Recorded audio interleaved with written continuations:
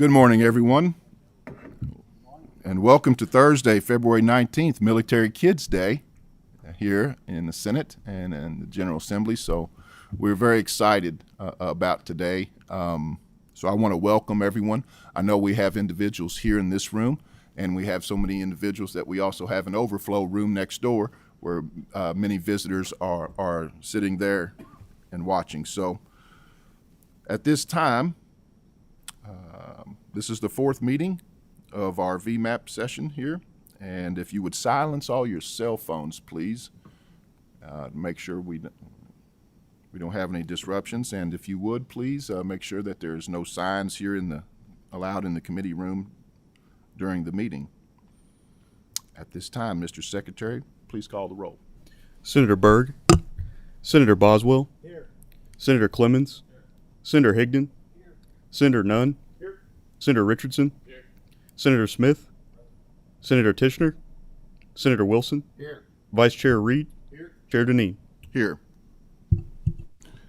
We do have a quorum to do business, and at this time I would like to call on Mike Wilson, Senator Mike Wilson, to lead us in the pledge, and Senator Craig Richardson. Please remain standing after the pledge, and he will lead us in the prayer. I pledge allegiance to the flag of the United States of America and to the republic for which it stands, one nation, under God, indivisible, with liberty and justice for all. Pray with me, please. Our Father in heaven, we are grateful to gather here this morning. We're grateful to be in Frankfort to do the work of the Commonwealth. We're especially grateful this day for Military Kids Day, for those kids and their family members that are here, for the sacrifices and the diligence that their parents serve in our armed forces. We are grateful for that sacrifice, for that valiant effort on our behalf every day. We're grateful for the work that this committee does, and pray for that guiding hand this day and every day, that we may walk and be guided by thy Holy Spirit and be strengthened and protected. We ask for these favors and give thanks in all things. In the name of our Savior, Jesus Christ, amen.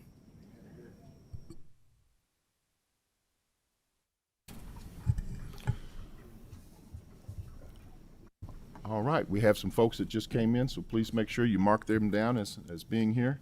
Thank you for making the trip in. All right, folks, on today's agenda, we have some guests with us. USA Cares, if you would come forward. Please state your names. Make sure your microphones are on. Please state your names for the record.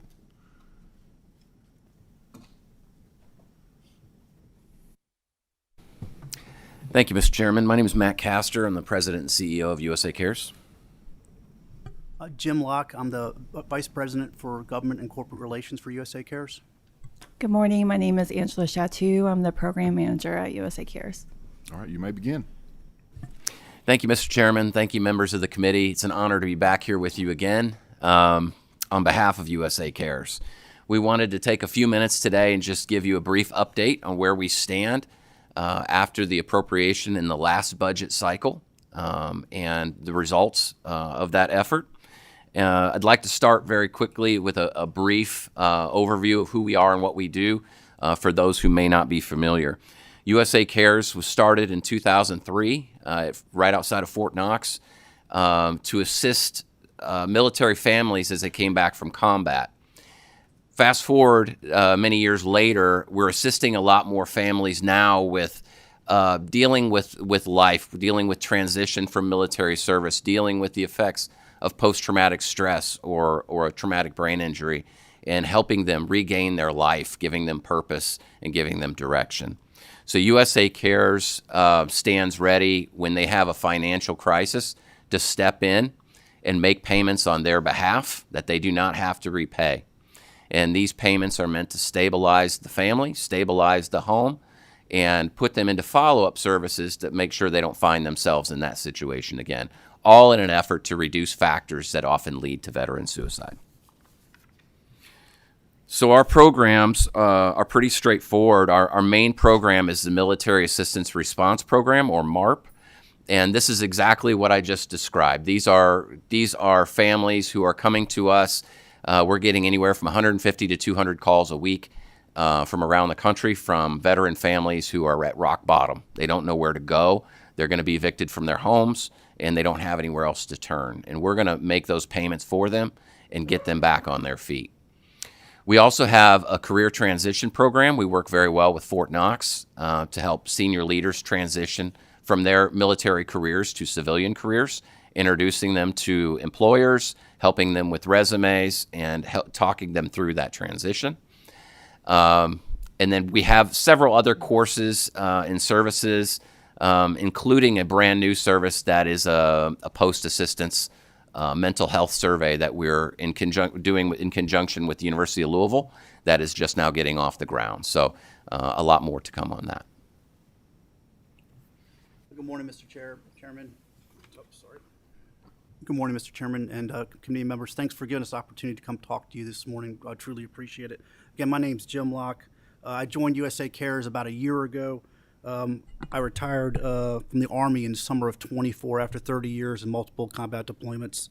Wanted to talk to you a little bit about transitioning, what that looks like for a service member to transition from active duty to the civilian sector. That can be one of the most stressful things the service member does, whether they serve for 3 years or 30 years, it doesn't matter.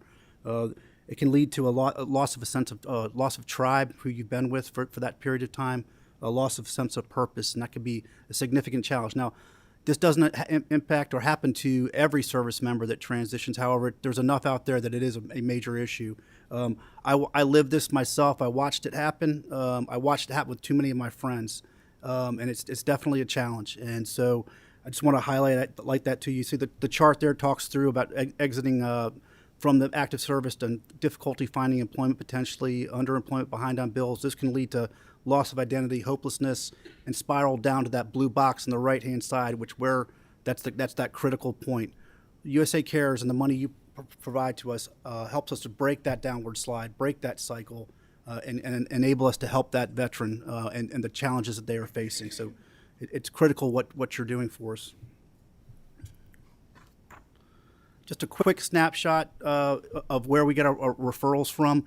We run a very tight asset allocation. We do not advertise, but we receive referrals from all over the country and all over the state. And you can see a breakdown there of what we see in Kentucky there. It's hard to see a little bit at the bottom there, but there's several organizations there that have asterisks next to their name. Those all receive federal funding. However, no federal funding or no funding comes with those referrals those organizations send to us, and that's a challenge. So the funding we receive from the state of Kentucky is absolutely critical for us to do our mission, and I just want to thank you for that.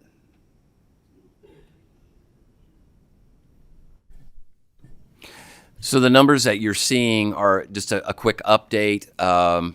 We just received our last $500,000 payment to complete the $2 million from the last cycle.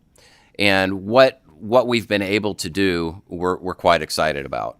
We've been able to do exactly what we promised you we would do. We had an allowance of up to 10% of this $2 million to use for administrative purposes.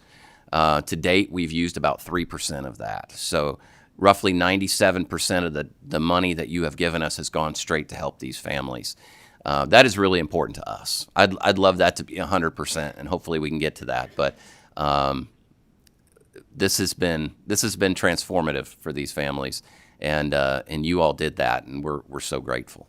So we project by the end of the 2-year term that we'll have spent the $2 million plus about $59,000 more that we'll have brought in as well. So this is just a chart to show how the funds were allocated to the veterans upon their request. The top 3 were housing, auto, and utilities. Housing included emergency lodging as well as mortgage and rent. Your auto was actually the number 2, and people are kind of confused about that, but those are usually very essential. There's a lot of homeless veterans that do reach out to us, and that's their only transportation or their only shelter. This also includes auto repairs and auto insurance. We have a lot of veterans that are at risk of losing their job because their car broke down. They can't afford to repair it. They can't afford to refinance a new vehicle. So it's very imperative for those repairs to continue their employment. So out of the funds that we've helped in the past 18 months, we were able to serve 364 families. That included over 500 dependents. And again, those are our top 3 payouts: 308 for housing, 283 for vehicles, and 267 for utilities to avoid any type of disconnection. So we have a lot of different scenarios that come to us. We had the flood issues, we had the shutdown issues, we have people that came to us because of medical issues, military issues, military pay issues, but a lot of people don't realize that we have domestic violence issues that come to us too, and this is just a snapshot of that. We had a veteran that was full-time air traffic controller, and they were forced to relocate due to a domestic violence situation with their children.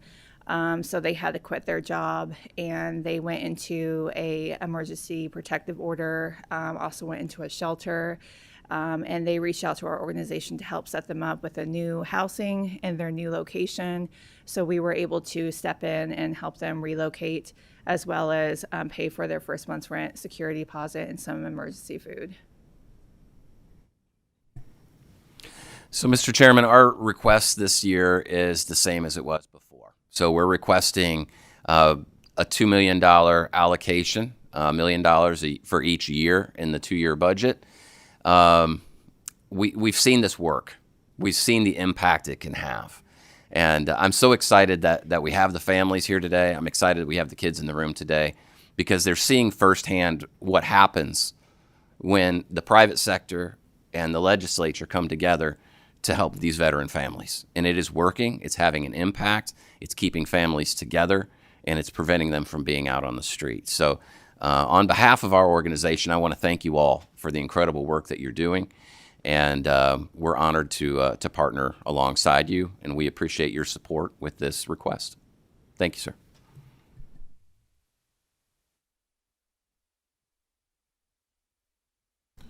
All right, at this time, do we have any questions or comments? Senator Smith. Yes, I appreciate the work that you all do. I wonder if you might have a map showing us across the state for some of us, that we can see some of the impacts you may have in our regions, like Eastern Kentucky or something like that. I think we talked about that last year because the housing issue has been so neat. Absolutely. Do you all have anything like that you could provide for us? We do. It's based on zip codes, and be glad to provide that. I can send Jessica. Can I send that to you if you distribute that? Thank you. Senator Richardson. Thank you so much for being here. I have the pleasure of representing Fort Campbell in my district. I had a question on the referral sources. Yes. Looked like internet search was the highest. Mm-hmm. Sort of going through this with my own business right now. I know internet searches can sort of not all lead out to be. Is this 73? Is that qualified contacts, or is there some data that is not an actual veteran seeking assistance? And to follow up with that, is there one of these referral sources that has really been a driver for you? I know 73 is the highest number, but maybe one has a stronger resource or something. So I appreciate the question. Our most steady referral source has been the VA. Often when somebody has a gap in pay, that's when they refer them to us, if it's going to be 2 or 3 months plus without a paycheck. As for the internet search, I'll let Angela answer. So All of these numbers are from our application. We have on our application where the applicant will tell us how they were referred to our program. So this is entered through the application itself. And I will say that the VA, like Matt said, is one of the biggest referrals because a lot of these homeless veterans are already reaching out to the homeless crisis line, the HUD-VASH programs, the KDVA. So they're one of our top referrals, as well as some local community resources. Follow up real quick, Mr. Chair. Yes, sir. Just with some of the recent announcements with VA and benefits, if you will, I know you're tracking that. Cause of great concern there if this really goes through with potential reduction in benefits, things like that. Any thoughts, ideas?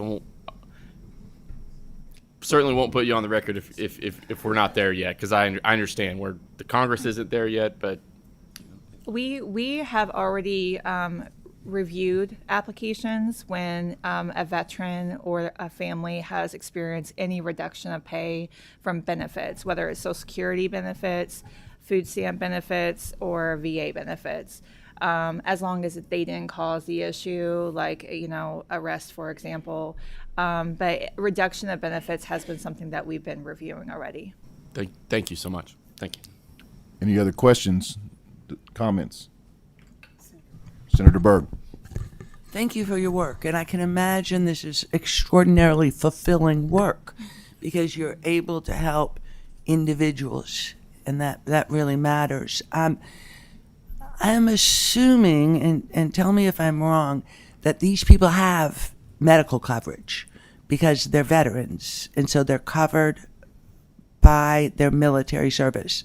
Is that true? Well, we don't ask that question. However, there's been a lot of veterans that have indicated that they don't put themselves into the VA for medical care. So that reason's unknown, but we do tell them about those resources that are available to them.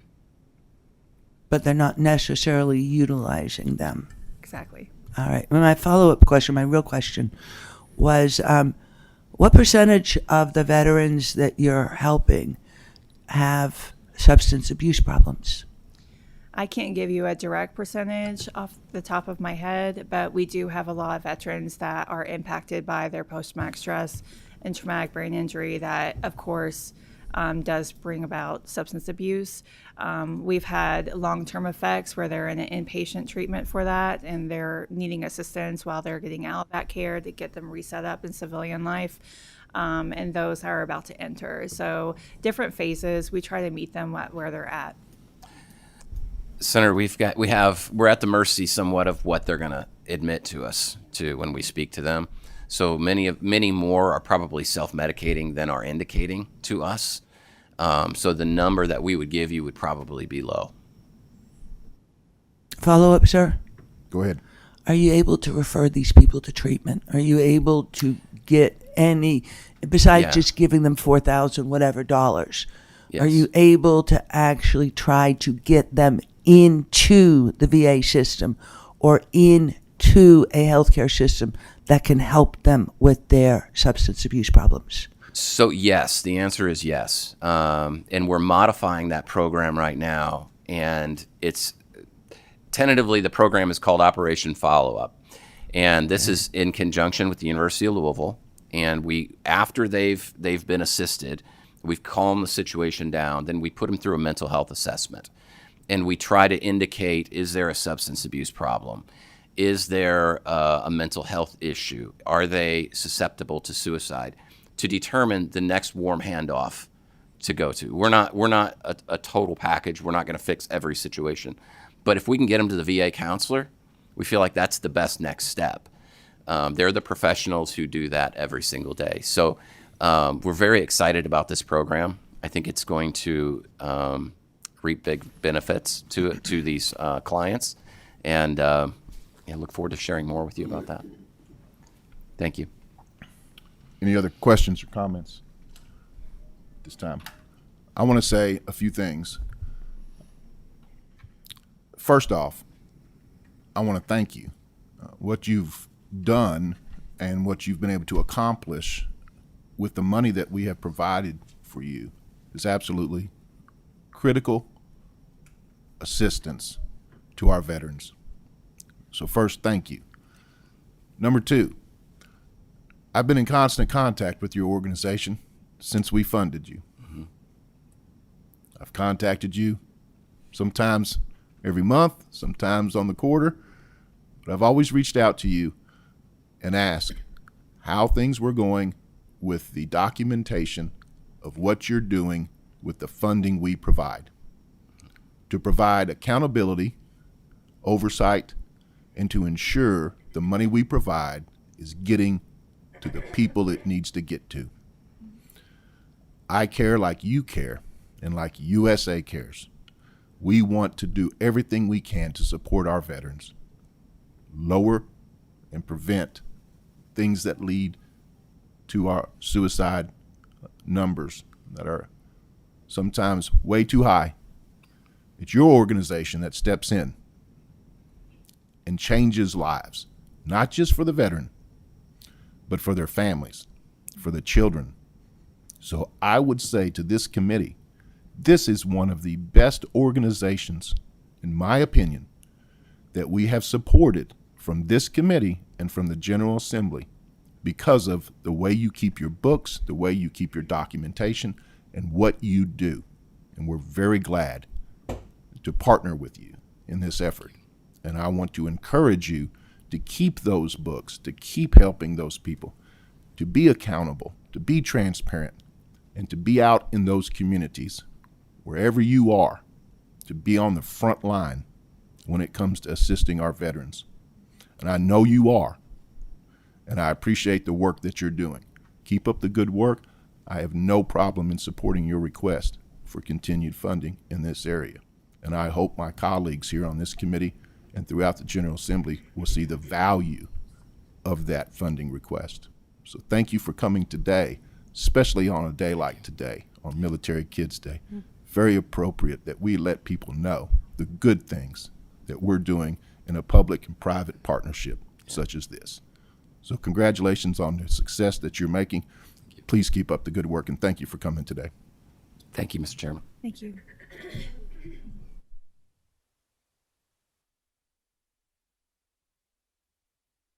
All right, folks, the next on the agenda is Senate Resolution 103. I would like you to please give me the leeway to read this resolution. This is a special opportunity, I think, for this committee and for all of us here to pay tribute, give thanks, and show our appreciation for what today is all about. When I get done reading the resolution, I will recognize the folks, our visitors that are here, and I would like to give our members the opportunity to speak on Military Kids Day if you choose to do so. But at this time, I would like to cover Resolution 103. A resolution recognizing and honoring the children of military families on Military Kids Day, February 19th, 2026, whereas Military Kids Day is an annual recognition and celebration of the children of military families at the Capitol.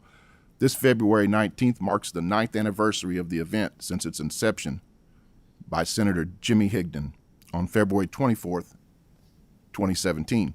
And whereas Senator Jimmy Higdon, a former chair of the Military Affairs Committee on Public Protection, was approached by Molly Mattingly of Bardstown, Kentucky, whose husband, Colonel Steve Mattingly, served in the 138th Field Artillery Unit of the Kentucky National Guard. She said it would be a good idea to honor military kids for their sacrifices they make. Senator Jimmy Higdon took that suggestion to heart and created a day of recognition to honor children of military families at the Capitol as a way of highlighting the unique position children of our military families have while navigating day-to-day life. And whereas Military Kids Day is a day that brings together military families from across the Commonwealth for a day of education activities, recognition, and engagement with state leaders. This event honors the children and grandchildren of those who serve and have served in the armed forces of the United States, offering them a unique opportunity to explore Kentucky's capital, connect with legislators, and learn about military and civic service. And whereas Donna Holliday, Clerk of the Senate, says, this program not only involves students but engages their families, school districts, including Fort Knox schools. Fort Campbell schools have incorporated participation in their fourth grade curriculum as part of student study of Kentucky and its government. This program is having a huge positive impact, and that's a legacy worth celebrating. And whereas Senator Jimmy Higdon puts his heart and soul into this event, which has grown from 20 to 40 participants in 2017 to approximately 250 today. With his leadership, this program would not have grown to receive national recognition and serve as a model for improving civic engagement in other states. And whereas Major General Hal Lamberton, the Adjutant General of Kentucky States, we are deeply grateful for Senator Higdon's leadership and commitment to military families. His vision has created a meaningful opportunity for children across Kentucky to connect, learn, and to be celebrated. And whereas although 2026 marks the final year of service in the Senate for Senator Jimmy Higdon, and therefore his final year leading the event, his legacy will live on for years to come in the hearts and minds of military kids across the Commonwealth and in the hearts and minds of every legislator as we carry forward. Therefore, be it resolved by the Senate of the General Assembly, Commonwealth of Kentucky, the Senate recognizes and honors the children of military families on this Military Kids Day, February 19th, 2026. When the Senate adjourns this day, it will do so in recognition of Senator Jimmy Higdon and his dedication to military families and the creation of Military Kids Day.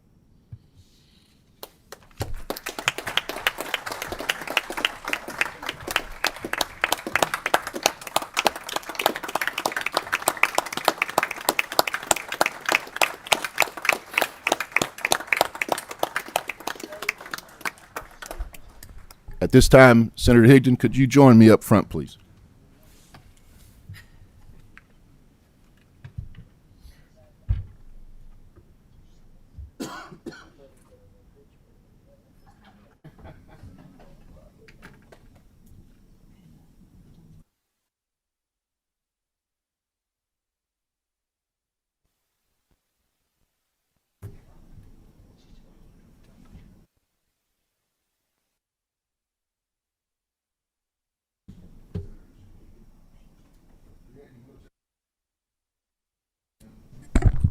Service coin from the Senate VMAP Committee. Congratulations, sir, and thank you. Thank you.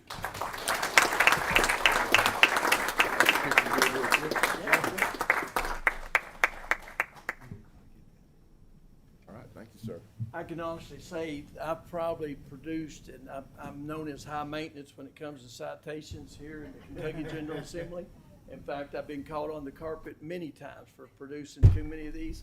But I can honestly say it's the first time I ever received one. So anyway, it's such an honor, and thank you all for being here today. You know, Military Kids Day is a special event, and you know we have all kinds of events on the calendar every year. Veterans Day, we celebrate the Army, Navy, Air Force, Marines, Coast Guard, Space Force. We celebrate all their birthdays and Korean War veterans, Vietnam Veterans Day.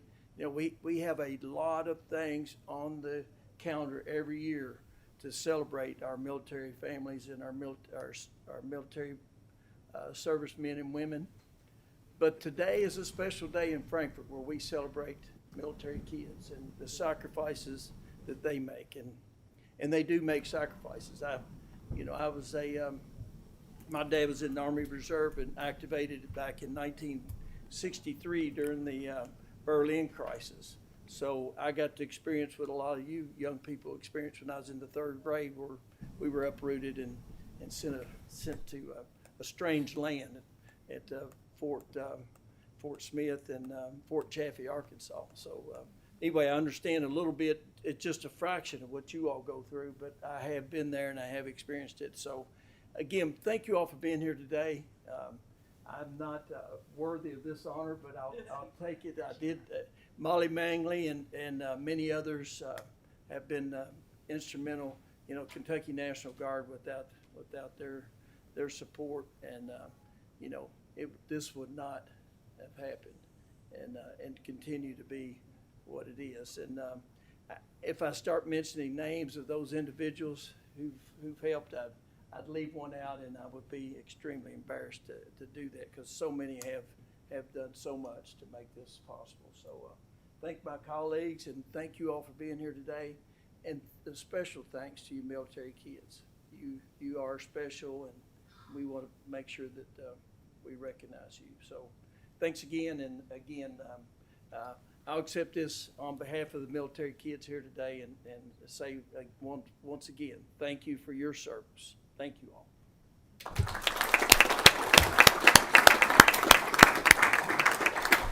All right, at this time, I will take any questions or comments regarding Senate Resolution 103.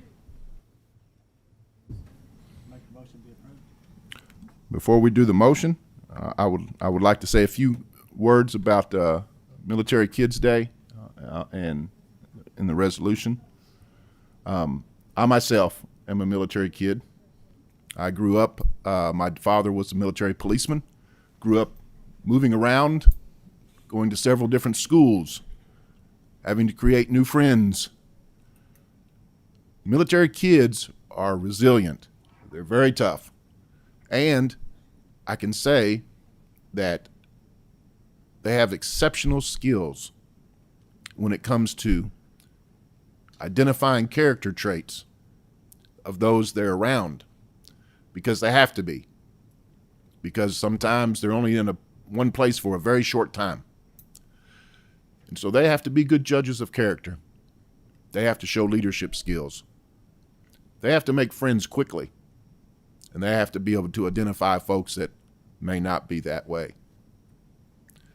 Thus, they make great leaders as they grow, whether they follow their parents in the military service or into their communities as teachers, as firemen, as policemen, or other professions. They bring a sense of dedication and honor and duty, because that's what they grew up with. So, from one military kid to another, I want to say thank you to every military kid and their families that come up here today, and I want to thank them for the continued service. It's an honor to see you grow and see you serve your communities on behalf of your parents and all of our armed services. So at this time, to recognize those that have made this trip today, if you are here representing the U.S. Army, would you please stand?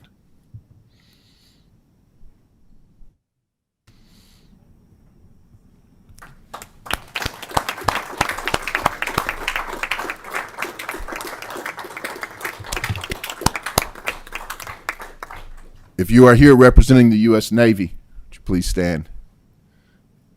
All right.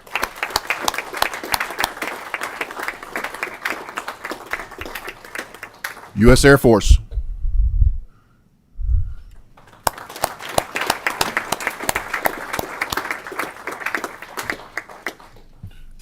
U.S. Marines.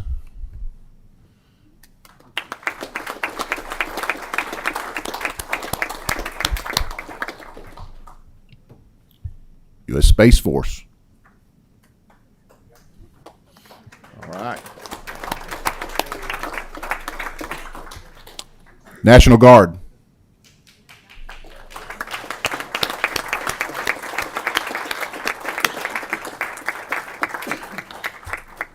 Reserves. You want to hear from the reserves? All right. Am I leaving anyone out? And the U.S. Coast Guard. All right. Army wins again. Army wins again. Is that what you said? Well, I can say this. It's it's an honor to have all of you here today. I do have a few other folks that want to speak. Senator Higdon. Mr. Chairman, I was going to make a suggestion to you, All right. if that's in order. I'd love, we've done it in the past, and I think we have time this morning to allow the military kids to come to the table and introduce themselves, tell them their name, where they're from, and what branch of service their parent, grandparent, or brother or sister, whoever it is they're here with today. We do have some time for that, but before we do that, Senator Higdon, I think it's a great suggestion. Before we do that, we need to have a motion on Senate Resolution 103. Have a motion and a second. Please call the roll. Senator Byrd. Senator Boswell. Senator Clemens. Senator Higdon. Explain my vote. Thank you again for this recognition, and I'm humbled, and thank you. You're gonna have to vote, Senator. I can't pass. For your so own- I'll vote, for I'll your own vote- resolution. I'll vote aye. Good man. Senator Nunn. Senator Reed. Senator Richardson. Senator Smith. Senator Tishner. Senator Wilson. Chair Deneen. Explain my vote. Senator Higdon's been a mentor to many legislators over the years, including myself. He's led this committee himself with honor and dignity, so I'm proud to cast an aye vote. All right, at this time, to follow Jimmy Higdon's lead and his request, if you are representing the U.S. Army and you are a military kid that is here today, would you line up down the middle of that aisle right there, and Senator Higdon will help you. And if you could come up and simply introduce yourself at the mic and tell us your name.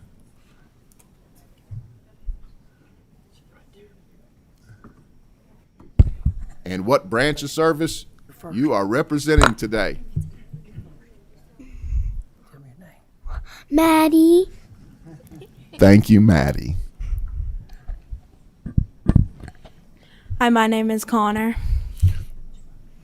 And I'm representing the Army branch. Thank you very much for being here today. Henry. Thank you, Henry. Where are you from? Frankfurt. All right.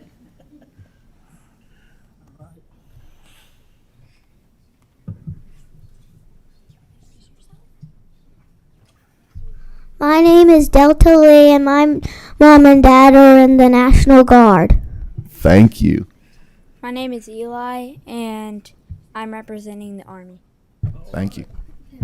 My name is Braxton, and I'm representing the Army too. Thank you. My name is Hazel, and my dad's in the National Guard. Thank you. My name is Emmy Holland, and I go to Bardstown High School. I'm a sophomore, and my dad's in the Army.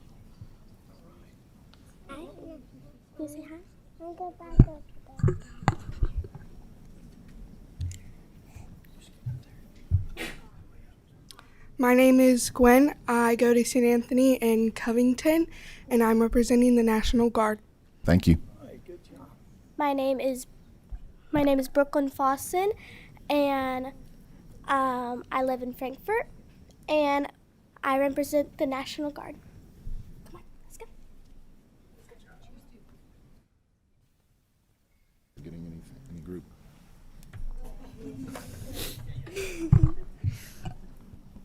My name's Evelyn. Kentucky. Yeah. Simpsonville. You're from Simpsonville? Yeah. I'm from Simpsonville. All right. Thank you. Thank you.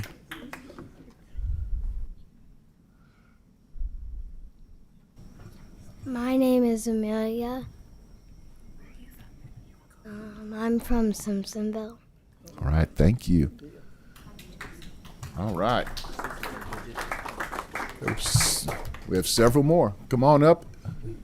My name is Bridger Reed, and my dad is a Navy SEAL, and I live in Shelbyville, Kentucky. All right. Hi. I'm Hunter. My grandfather was in the National Guard and United States Army. He was a colonel. And I'm from Frankfort. Thank you. Thank you. All right. Do we have any other children here with us today that would like to come up? Introduce yourself. Please line up and just introduce yourself and tell us what branch you're representing.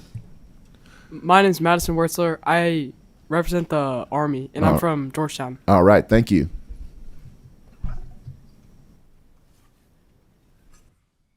My name's JC Ladan. I'm from Versailles, and I'm representing the National Guard. All right. Thank you. My name's Isha Shockford. My dad's in the National Guard. Thank you. Laura Pessis representing the National Guard, and I'm from Meade County. All right.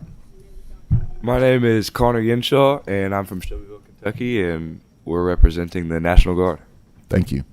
My name is Reagan Yenshaw. We're from Shelbyville, Kentucky, and we represent the National Guard. My name is Camden Luttrell. I'm from Louisville, Kentucky. I'm representing the National Guard. Thank you. My name's Cole Sutton. I'm from Louisville, Kentucky, and I'm representing the National Guard. My name's Gage Letchell. I'm from Louisville, Kentucky, and we're representing the National Guard. My name is Shiloh Stein. I'm from Harrodsburg, Kentucky, and I'm representing the National Guard. My name is Joshua Stein. I am also from Harrodsburg, Kentucky, and I'm very proud to say I represent the National Guard. Thank you. My name is Callum. My name is Caleb Thomas, and I represent the U.S. Navy. All right. Thank you. I am Bennett Thomas, and I represent the USA. My name is Anna Watson. I'm from Danville, and I represent the National Guard. Thank you. My name is Max Watson. I'm from Danville, and I also represent the National Guard. My name is Jacqueline Green. I'm from Lawrenceburg, and I represent the National Guard. All right. Let's give those kids a standing ovation. If you would join me, please.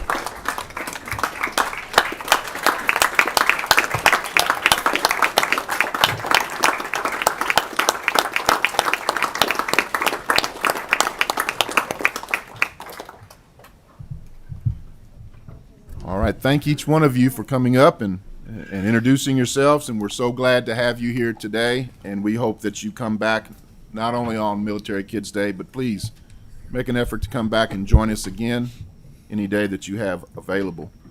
At this time, is there, yes, I have one more comment. Thank you, Mr. Chairman. Senator Nunn. For the parents out there, just want to, you might not know, that was televised on KET, and you can go online and look at the archive coverage, so all these little folks can see themselves on KET. Senator Higdon. Well, that's exactly what I was going to say, and that it'd be living infamy, that it'd always be there. So thank you all. It's great to have them here. It's great to have them in the archives of our meeting and here in Frankfort. So again, please tune in to KET and others that where this may be seen. And again, I want to thank everybody for coming today and joining us, all of our representatives from all branches of government and armed services. And I want to especially thank our military kids. You guys are very special, and we will always carry on Senator Jimmy Higdon's Military Kids Day. As long as I'm here, and I know my colleagues will also carry on this tradition. So thank you again, Senator Higdon.